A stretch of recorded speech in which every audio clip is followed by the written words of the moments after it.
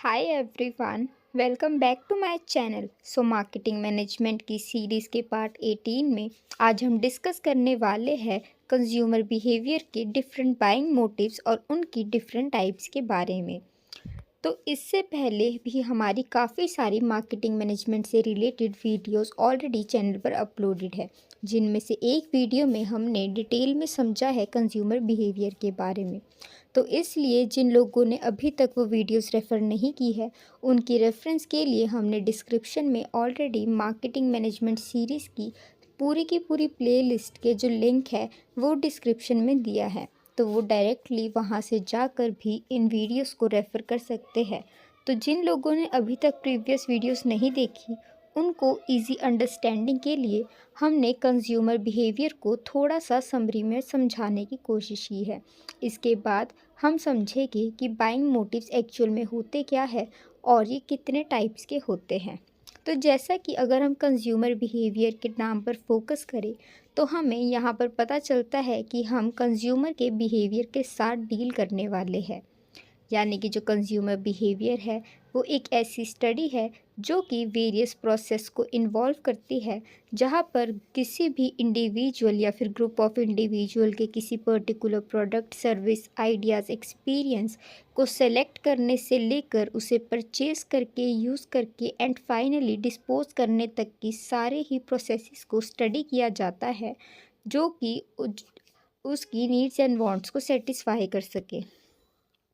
तो जो consumer behaviour है वो एक काफ़ी ही कंज्यूमर ओरिएंटेड स्टडी है, जहाँ पर हम अपने कंज्यूमर के एक्शंस और उनके माइंडसेट्स को स्टडी करते हैं। ये जो स्टडी होती है वो काफ़ी ही ट्रेंड पर्सोनल द्वारा कंडक्ट की जाती है, जिनको काफ़ी ही ज़्यादा स्ट्रॉन्ग नॉलेज हो ह्यूमन साइकोलॉजी की। आई होप आप सभी को कंज्यूमर बिहेवियर का मीनिंग इजीली समझ में आया होगा। तो अब हम चलते हैं हमारे वीडियो के काफ़ी ही इम्पॉर्टेंट टॉपिक की तरफ, जो है buying motives of consumer behaviour का। यहाँ पर हम स्टडी करने वाले हैं कि जब भी कोई कस्टमर किसी भी गुड्स या फिर सर्विसेज को परचेज़ करते हैं, तो उनको परचेज़ करने से पहले वो किन किन मोटिव्स को अपने दिमाग में रखते हैं और उनके अकॉर्डिंग अपने जो भी परचेजेस है वो मेट करते हैं। तो बाइंग मोटिव्स ऐसे मोटिव्स होते हैं जो कि कंज्यूमर के लिए काफ़ी होते हैं, उनको स्टिम्युलेट या फिर इंड्यूस करने के लिए, ताकि जो कस्टमर है वो एक पर्टिकुलर प्रोडक्ट या सर्विस परचेज़ करें। जो कंज्यूमर्स होते हैं उनकी अपनी अपनी डिफरेंट नीड्स होती है, और क्योंकि उनके पास जो रिसोर्सेज होते हैं वो काफ़ी ही स्कार्स या फिर लिमिटेड होते हैं, इसलिए किसी भी पर्सन के लिए ज़रूरी नहीं है कि वो अपनी सारी ही नीड्स को सेटिस्फाई कर सके एक समय पर।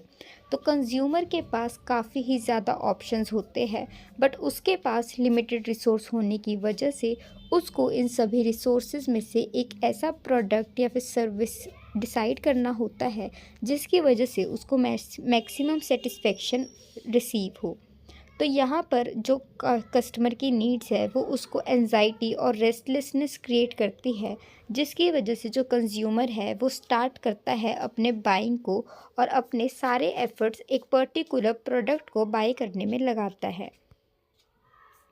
यानी कि अगर हम आसान शब्दों में कहें कि जब भी एक ऐसी नीड या फिर एक ऐसी वांट कस्टमर को महसूस होती है, जिसकी वजह से वो अपनी सारी ही एनर्जी एक पर्टिकुलर प्रोडक्ट या फिर ब्रांड को परचेज़ करने में लगाता है, तो वो बाइंग मोटिव कहलाती है। अब जो बाइंग मोटिव है वो टू टाइप्स की होती है। सबसे पहले होते हैं प्रोडक्ट मोटिव, उसके बाद आते हैं पैट्रोनेज मोटिव्स। अगर हम प्रोडक्ट मोटिव को समझते हैं, तो जो product motive of buying motive होते हैं, वो जो मोटिव्स होते हैं वो हमारे प्रोडक्ट से डायरेक्टली रिलेट करते हैं। यानी कि ये ऐसे मोटिव्स होते हैं जो कि कस्टमर को इंड्यूस करते हैं उनके प्रोडक्ट एंड सर्विसेज को परचेज़ करने के लिए, क्योंकि ये उनके प्रोडक्ट से डायरेक्टली इंक्लूड या फिर रिलेटेड होते हैं। फॉर एग्ज़ाम्पल, अगर कोई पर्सन कोई भी प्रोडक्ट परचेज़ करना चाहता है, तो वो डिफरेंट प्रोडक्ट्स के डिफरेंट एट्रीब्यूट्स या फिर फीचर्स को एनालाइज करता है और देखता है कि किस प्रोडक्ट से उसको मिनिमम कॉस्ट में मिलता है और मैक्सिमम आउटपुट या फिर सेटिस्फेक्शन रिसीव होता है। अब जो प्रोडक्ट मोटिव्स है वो फर्दर 4 टाइप्स में हो सकते हैं। यानी कि जब भी कोई पर्सन प्रोडक्ट मोटिव के थ्रू इंड्यूस होकर कोई पर्टिकुलर प्रोडक्ट या सर्विस परचेज करने जाता है तो उसको 4 डिसीज़न में से कोई एक डिसीज़न लेना होता है। वो होते हैं emotional product motive, rational product motive, operational product motive, sociologic psychological motives. तो सबसे पहले अगर हम बात करते हैं इमोशनल प्रोडक्ट मोटिव के बारे में, तो ये ऐसे मोटिव होते हैं जो कि कंज्यूमर की इंटरनल या फिर इनर फीलिंग्स के थ्रू अफेक्ट होते हैं। यानी कि इन मोटिव्स में जो आपका दिल होता है वो आपका दिमाग पर भारी पड़ता है। यानी कि यहाँ पर जो कंज्यूमर है वो रैशनली होके अपने माइंड को यूज़ नहीं करता, बल्कि माइंड की जगह अपने हार्ट या फिर दिल से सोचना प्रेफर करता है। अगर हम इसके एग्जाम्पल में बात करते हैं तो यहाँ पर love, pride, fear, comfort, pleasure, ego जैसे हमारे जो भी इमोशंस होते हैं वो हमारे ओवर पावर करते हैं हमारे माइंड को और हमारे जो भी थिंकिंग की प्रोसेस है उसको। अगर हम एग्जाम्पल की बात करें तो सपोज़ आप किसी प्रोडक्ट को ख़रीदना नहीं चाहते, पर जो प्रोडक्ट है आपको डर है कि अगर मैंने उसे आज परचेज़ नहीं किया तो वो जल्दी ही उसकी डिमांड इतनी ज़्यादा है कि वो मार्केट में सेल आउट हो जाएगा। तो यहाँ पर आपको फ़ियर है कि अगर आपने उस प्रोडक्ट को आज परचेज़ नहीं किया तो क्योंकि वो प्रोडक्ट इतनी तेज़ी से सेल हो रहा है मार्केट में, तो शायद आपको कल को वो प्रोडक्ट या तो मिले ना, या फिर अब अभी जो प्राइस है उसका उस प्राइस पर ना मिलके हायर प्राइस पर चार्ज हो। तो यहाँ पर आप अपने माइंड से रैशनल डिसीज़न लेने की जगह इमोशनल होके, ताकि जो आपका प्रोडक्ट का फ़ियर है वो सच ना हो, आप उस प्रोडक्ट को परचेज़ कर लेते हो। यहाँ पर जो कस्टमर है वो बिना एनालाइज या फिर इवेल्युएट करे प्रोडक्ट के प्राइस, क्वालिटी, ड्यूरेबिलिटी को प्रोडक्ट को परचेज़ कर लेता है। इसके बाद जो सेकंड प्रोडक्ट मोटिव होता है वो होता है रैशनल प्रोडक्ट मोटिव का। ये प्रोडक्ट मोटिव हमारे इमोशनल प्रोडक्ट मोटिव से बिल्कुल ऑपोजिट है। यानी कि जो हमारा इमोशनल था वहाँ पर हमारा हर्ट ओवर डोमिनेट करता है हमारे माइंड को। तो यहाँ पर जो हमारा माइंड है वो रैशनल होके सोचता है और डोमिनेट करता है हमारे हार्ट को। यानी कि अंदर से हम कुछ भी इमोशन क्यों ना फील कर रहे हो, बट जब हमारे पास कोई ऐसी चॉइस आती है जहाँ पे हमें गुड्स एंड सर्विसेज को परचेज़ करना होता है, तो हमारा जो माइंड होता है वो रैशनल डिसीजन लेता है after carefully analysing and evaluating the features of the product और services which a consumer wants to buy और परचेज। ये जो हमारे मोटिव होते हैं वो कंसर्न्ड होते हैं logical analysis of different product attributes के बारे में। यहाँ पर जो कस्टमर है वो किसी भी तरह के दबाव में या फिर प्रेशर में नहीं होता और अपने माइंड को रिलैक्स रख के पूरी रैशनली डिसाइड करता है कि उसको कौन से प्रोडक्ट में कौन से फीचर्स अच्छे लगते हैं और उसी के बाद वो कोई प्रोडक्ट परचेज़ करता है। यानी कि आपको भले ही प्रोडक्ट के, अगर हमने पहले वाला ही एग्जाम्पल कंटिन्यू करे तो वहाँ पे हमें फ़ियर था कि कहीं हमारा जो प्रोडक्ट है वो सेल आउट ना हो जाए या फिर उसका प्राइस इंक्रीज़ ना हो जाए, इसलिए हमने आउट ऑफ फियर जो हमारा प्रोडक्ट है वो परचेज़ किया और वो इमोशनल प्रोडक्ट मोटिव बन गया। तो यहाँ पर हम उस प्रोडक्ट को सिर्फ इसलिए कि हमें उसके सेल आउट होने का डर है उसको परचेज़ नहीं करेंगे। यानी कि जब हमारे मन में भले ही उसके लिए फ़ियर क्यों ना हो, बट हम स्टिल मार्केट में उसको बाकी जो भी प्रोडक्ट्स अवेलेबल है जो कि उसके सिमिलर एट्रीब्यूट्स रखते हैं उनसे कंपेयर करेंगे और इवेल्युएट करेंगे कि कौन सा प्रोडक्ट ज़्यादा अच्छा है, और उसी के बाद रैशनली सोचेंगे कि क्या हमें वो प्रोडक्ट ख़रीदना चाहिए या नहीं।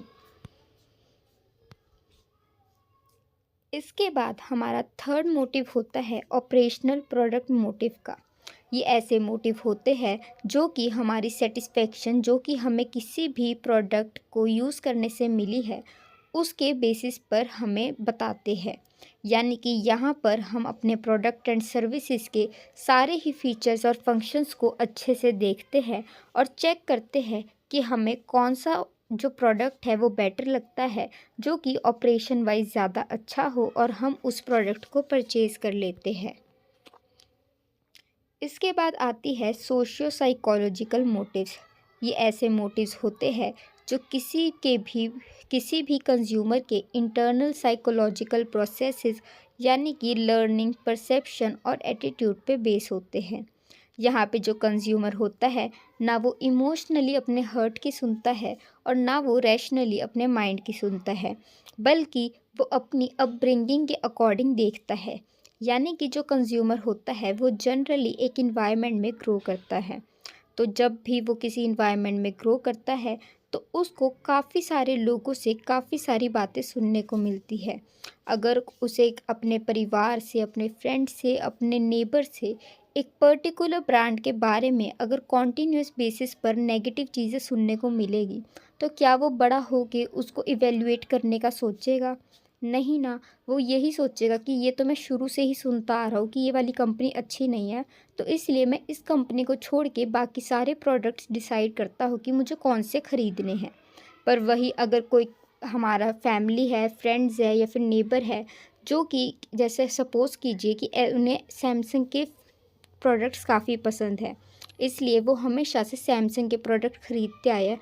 और जो आपका कंज्यूमर है वो स्टार्टिंग से यही देख के बड़ा हुआ है कि उनके सारे आस पड़ोस में घर में सैमसंग के प्रोडक्ट्स है, तो फिर वो यहाँ पर भी रैशनल होके बाकी सारी चीज़ें नहीं सोचेगा और यही मान के कि सैमसंग का एक्चुअल में सबसे ज़्यादा अच्छा प्रोडक्ट होता है, बाकी प्रोडक्ट्स एनालाइज नहीं करेगा और डायरेक्टली सैमसंग के प्रोडक्ट्स को परचेज़ कर लेगा।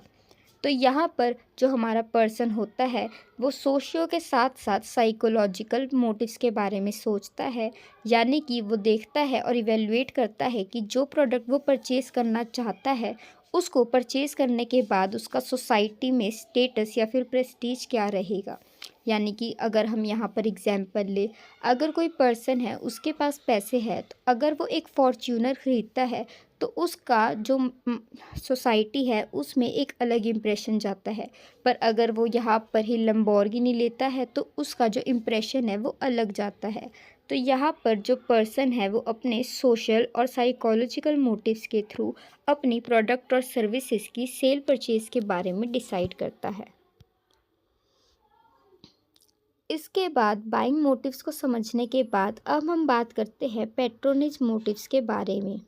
जो पैट्रोनेज मोटिव्स होते हैं वो ऐसे मोटिव्स होते हैं जो कि कंज्यूमर को बाय करने पे मजबूर करते हैं एक पर्टिकुलर शॉप से। यानी कि जो आपका कस्टमर है वो और किसी दुकान से या फिर शॉप से सामान खरीदना ही नहीं चाहता, उसको सिर्फ एक ही शॉप से जो है अपने गुड्स एंड सर्विसेज परचेज़ करने होते हैं। ज़्यादातर इन जो पैट्रोनेज मोटिव्स है इनको यूज़ करने का जो कंज्यूमर का रीज़न होता है वो होता है उसके फैमिली वगैरह।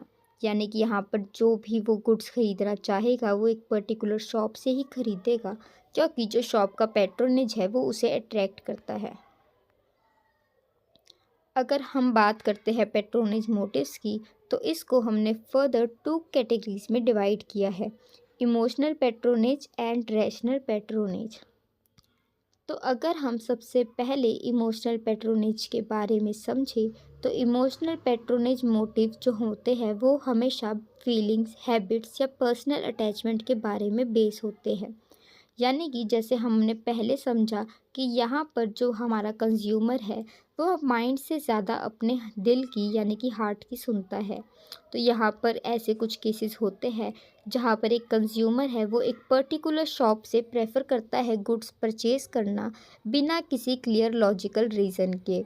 अब वो फैक्टर्स आपके कोई भी हो सकते हैं, जैसे कि आपका जो शॉपकीपर है वो काफ़ी फ्रेंडली बिहेवियर का है, वो आपके जो पेरेंट्स वगैरह है उनके नोन हैं, उनसे आपका पर्सनल रिलेशनशिप है, आप उन पे ट्रस्ट करते हो, उनकी जो शॉप है वो काफ़ी अच्छी बनी हुई है, तो आपको वहाँ का एम्बियंस अट्रैक्टिव लगता है, एक्सेट्रा। इसके बाद जो हमारा दूसरा मोटिव होता है वो होता है रैशनल पैट्रोनेज मोटिव का। यानी कि यहाँ पर जो पर्सन होता है वो किसी भी फीलिंग, हैबिट या पर्सनल अटैचमेंट के थ्रू नहीं, बल्कि अपने माइंड को यूज़ करता है और उसके बाद लॉजिकल थिंकिंग और केयरफुल इवैल्यूएशन करने के बाद ये डिसाइड करता है कि उसे किस शॉप से प्रोडक्ट्स परचेज़ करने चाहिए। यानी कि अगर मान लीजिए कि आपके पास 2 शॉपकीपर है, जो पहला शॉपकीपर है वो आपको पूरे के पूरे एमआरपी पर जो गुड्स है वो सेल करता है, पर साथ में उसका नेचर बहुत अच्छा है। वही आपका जो दूसरा शॉपकीपर है वो आपको डिस्काउंट देता है, बट वो आपको एज अ कंज्यूमर ही ट्रीट करता है और उसका आपके साथ कोई फ्रेंडली बिहेवियर नहीं है। तो यहाँ पर आप सिर्फ फ्रेंडली बिहेवियर को अहमियत नहीं दोगे, बल्कि एक्चुअल में देखोगे कि आपके लिए कौन सी चीज़ ज़्यादा फ़ायदे की है।